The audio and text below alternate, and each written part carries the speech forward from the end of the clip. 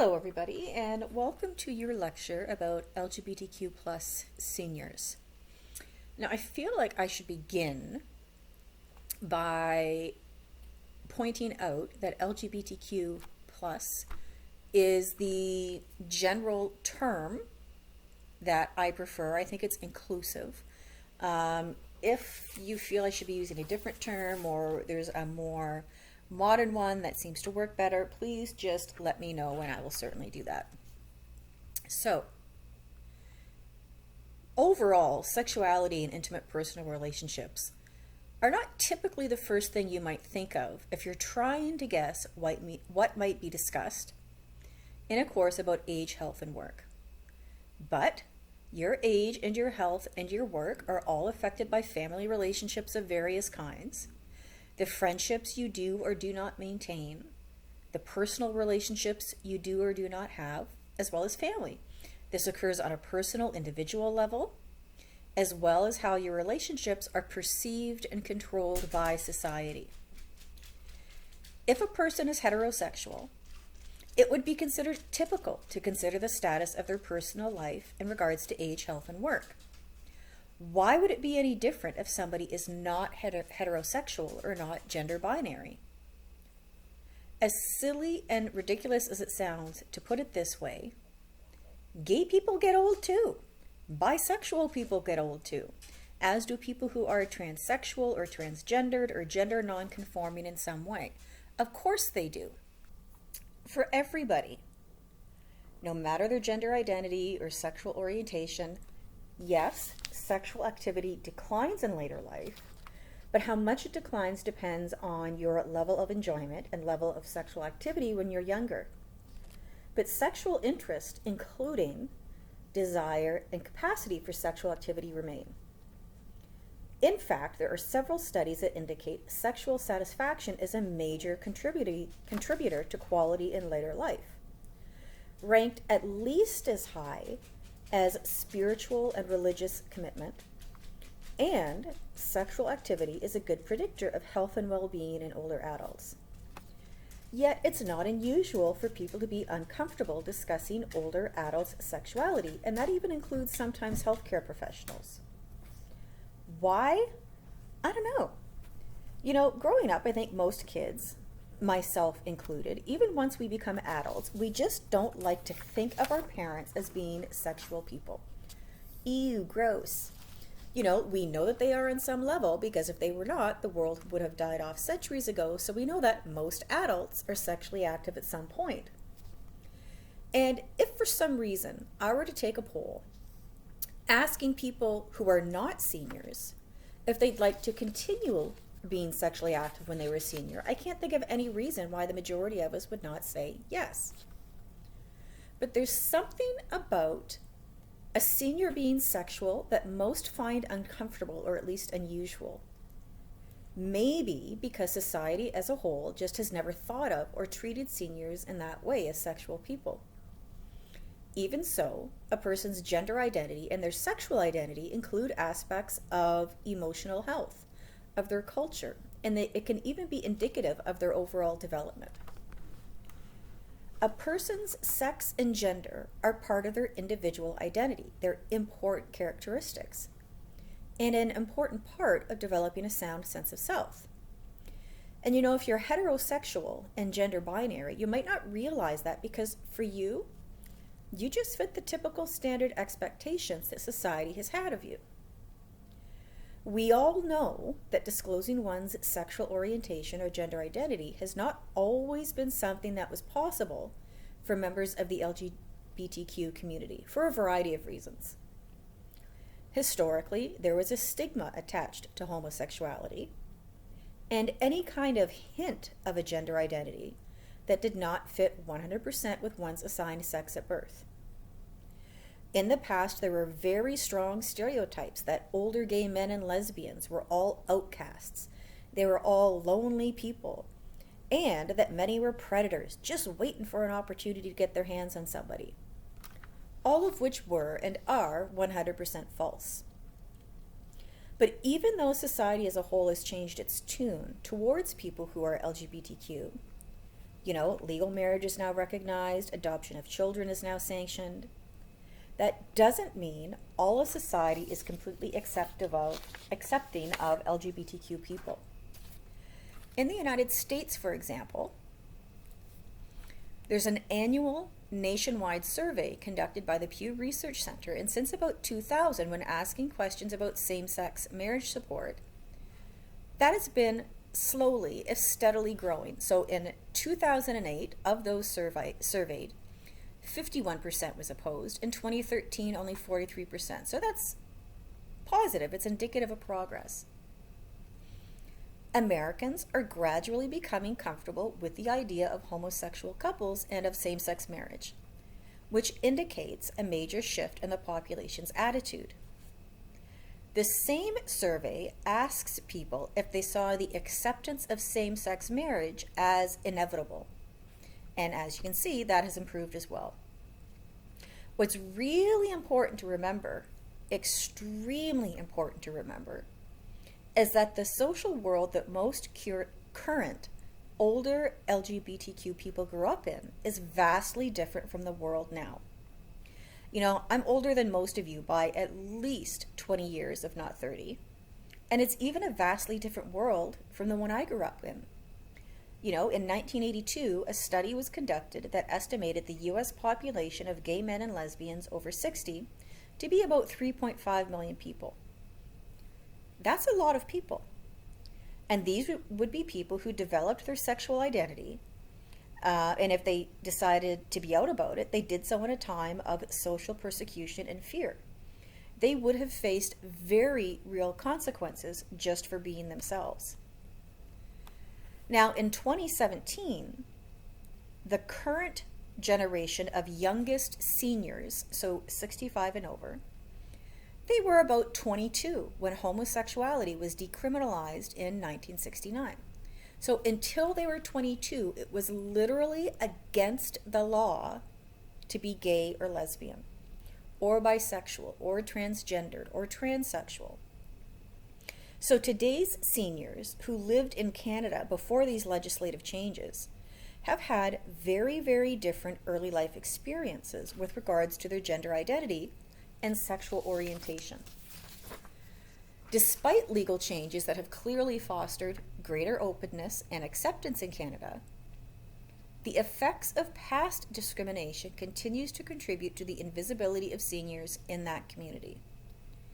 In fact, many LGBTQ people have grown older convinced that it's better to keep their sexual orientation or gender identity a secret, to try to be as invisible as possible to assure their well-being. Of course, discrimination in day-to-day life can have short-term effects in terms of social isolation. But even past discrimination can continue to have long-term effects if these negative perceptions are internalized. And among homosexual or bisexual seniors, this homonegativity is associated with a negative image and the invisibility of homosexuality in society. So you would have consequences from family, friends, work, neighbors, medical professionals, law enforcement, whoever they encountered in their daily life. So the current generation of older adults in the LGBTQ community have largely experienced oppression and discrimination their entire adult life. And this was intensified even further if they were people of color or of low income.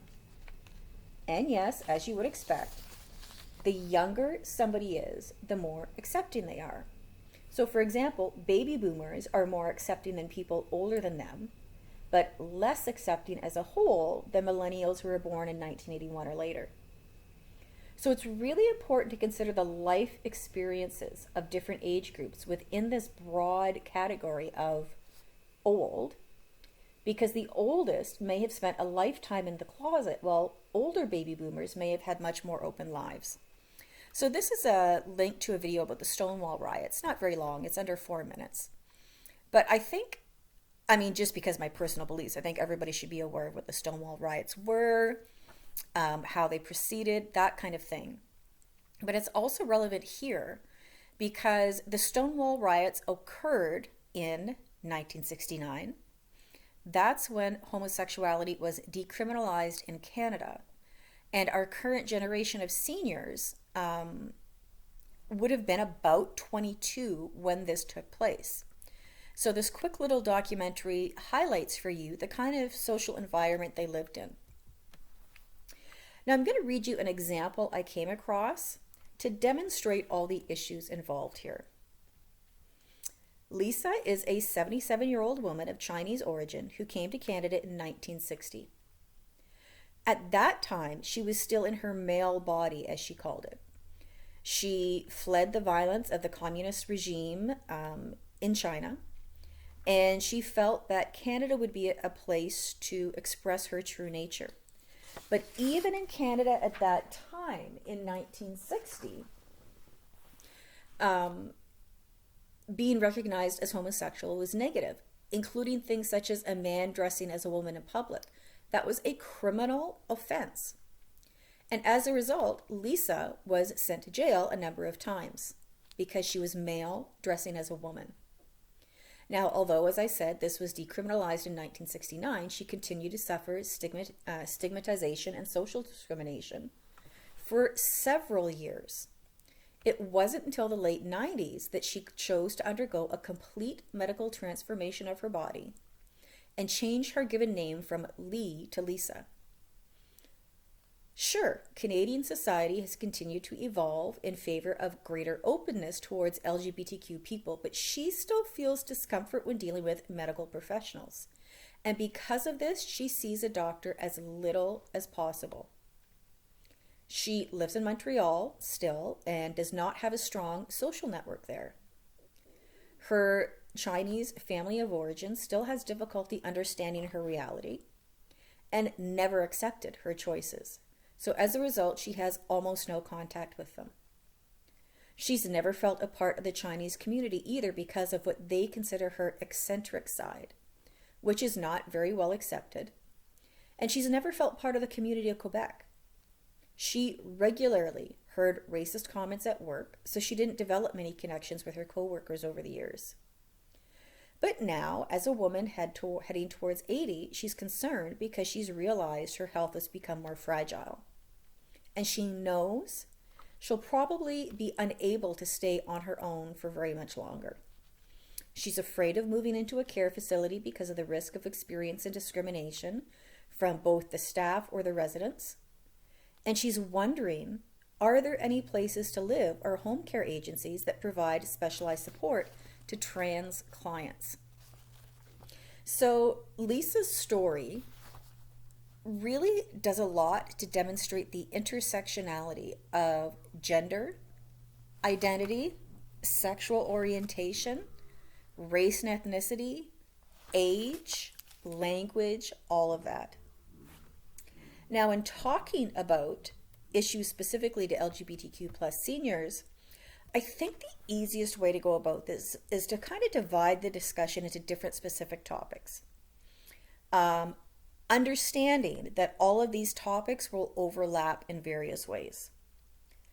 So with that approach in mind, the first main topic I want to discuss is social support and family. It is a huge mistake to assume that everybody who is a member of the LGBTQ community has the same life experiences. In addition to individual variations, it's important to consider the effects of age and generation and economic and social circumstances. Older gay men may be partnered or married to men. They may be completely still in the closet. They may be single. They may have once been married to women and have children with them. They may have struggled with employment discrimination in the past because of their identity. Older lesbian women might have faced discrimination because of their sexual orientation, because they're women, and now because of their age. They may have been married to men in the past. They may have had children. People who are bisexual are more likely to have spouses, children, and grandchildren. For older adults who are transgender, they may have friends and even some family members who may be unaware that they started life with a different gender presentation. Because remember, we're talking about the senior years. We know, however, that LGBTQ older adults are less likely than heterosexual adults to maintain ties with their family of origin. We know that they're more likely to live alone. For example, in New York City, 65%, about 65% of gay and lesbian seniors report living alone, almost twice the rate of heterosexual people in that city. About 75% of older gays and lesbians in Los Angeles live alone. And just like the general population, older women are much more likely to live alone than men. We know that older LGBTQ people are 4 times less likely to be parents than people who are heterosexual, contributing to a lack of family ties as they age. So that as a whole, members of this community tend to have fewer family ties with their family of origin. Simply put, social isolation is a situation in which somebody has infrequent and or poor quality contact with other people. A person who is socially isolated usually has few social roles, few social contacts, and few or no mutually rewarding relationships. Social isolation and loneliness are 2 problems that are closely connected that affect LGBTQ seniors. The effects of loneliness are associated with substance abuse, antisocial behavior, a decreased ability to make decisions. You might wonder, how does being alone a lot affect your ability to make decisions? If you really read into that, that's because of, you ever heard the saying, if you don't use it, you lose it? Well, it's very, very true in terms of your mental capacity and your cognitive skills when you're older. This is associated with various mental health problems like anxiety and depression. It's even associated with physical health problems like weight gain or weight loss, poor nutrition, cardiovascular disease, strokes. And, of course, social isolation is associated with a higher rate of suicide. Although, as the decades pass, since legal and social acceptance of the LGBTQ community has increased, it would seem to make sense to me that this will slowly but surely decline. It just makes sense. In the 1950s, being gay was still labeled a mental illness. Same-sex marriage was illegal, as was same-sex people adopting. This has all changed. There's now laws prohibiting discrimination in various ways. And social acceptance has increased as well. This affects the LGBTQ community in 2 ways. First, because of greater acceptance, the number of older adults who are LGBTQ in North America is expected to double in the next 20 to 30 years. Why? Because it's possible for them to be out, and in the past it wasn't. And second, members of the LGBTQ community will be less likely to lose family ties than they were in the past, again because of greater acceptance. Right now, the oldest old grew up and were adults when none of this was accepted in any way. And even the younger old grew up in a time when acceptance was just not the norm. It's just not the way things were. On one hand, this encourages, or should I say forces, LGBTQ adults to be resilient and more self-reliant and to develop stronger coping skills in a manner that serves them well as senior, because they would be rejected so much. And those are things that people who are heterosexual or gender binary just would never encounter. And this encourages them to purposely create a much wider social support network than most heterosexual adults have outside of their family of origin, in part by creating families of choice. LGBTQ older adults are more likely to exchange emotional support and care with friends rather than relatives. And that's important. These families of choice provide continuity, a feeling of belonging, emotional, and even practical assistance when needed. Basically everything your family of origin is supposed to do. And this is really important for them as they age, since they're more likely to require care from non-family caregivers.